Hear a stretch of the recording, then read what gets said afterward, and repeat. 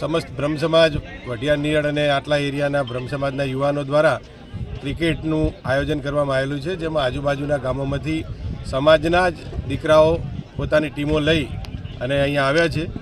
આ સંસ્થા આનું એક ઉદ્દેશ્ય એ જ છે કે ભાઈ આજુબાજુમાં યુવાનોમાં એક સ્પોર્ટ પ્રત્યે પ્રોત્સાહન જાગે, સમાજ પ્રત્યે લાગણી જાગે અને એકબીજાનો પરિચય થાય, એના હેતુથી આજે અહીંયા આયોજન કરવામાં આવ્યું છે. તો ખૂબ મોટી સંખ્યામાં બ્રહ્મ સમાજના યુવાનો જોડાણા છે, જેનો ખૂબ આનંદ થાય છે.